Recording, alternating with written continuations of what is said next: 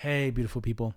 So in the end, you've seen that for the last 10 years and over 1,200 couples, we've created this space for them to really step into transformative conversations, to really connect and deepen their connection. What does that space look like? And how can you bring it into your own home, into your own life? That's what I want to talk about now.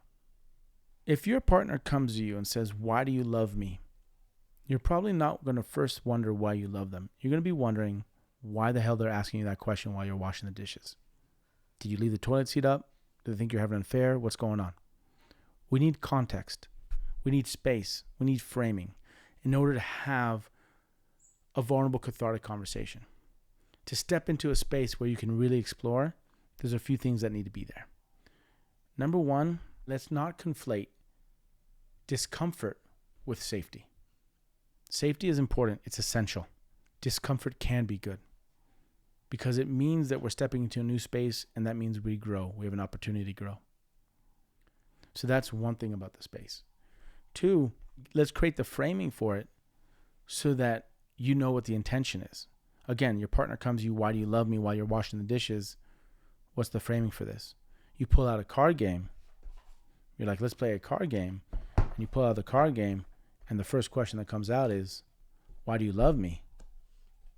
Why do you love me? Well, the context is set. We're playing a game. It's clear. Why do you love me? Now, the space is created for you to respond, and maybe even more importantly, for the other person to receive. For me, I know it's harder to receive than to give. That's something I've learned about myself.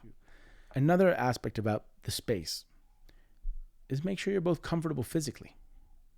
Right? You don't want to be in an awkward position. You don't want to be sitting on a chair that doesn't make you feel good, that you can't sit there for time. You want to be comfortable physically so that you can remove other distractions and really focus on the conversation at hand. Find the space, physical comfort, but also time so you don't feel rushed, that you could focus, you could be present with the other person. Create it as a space of exploration and fun, right? We don't have to get to answers. We don't have to rush to solutions. We're exploring. We're playing.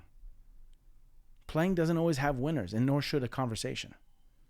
When an and couple comes to Sett and they sit down in the chairs, they've been given instructions about the game and how they're going to engage with one another. The first thing we do before they begin is we ask them to drop in. We ask them to take 30 seconds looking each other in the eye and becoming present to the moment and to the other person sitting across from them. If looking the other person in the eye is challenging for you, what I suggest is possibly holding hands, closing your eyes, and just breathing together. But the key important part in creating the space before you begin the conversation is to really drop into the space. That's why physical comfort is important. Time is important. Not too much noise so that you can really ultimately drop and be present with each other. Test this out, because the more you create the space, regardless of what comes out of that conversation, you are both holding that space. And there's a lot of mutual trust and respect and love that's built just by virtue of holding that space. Thank you for joining us. We'll see you again next time. Much love.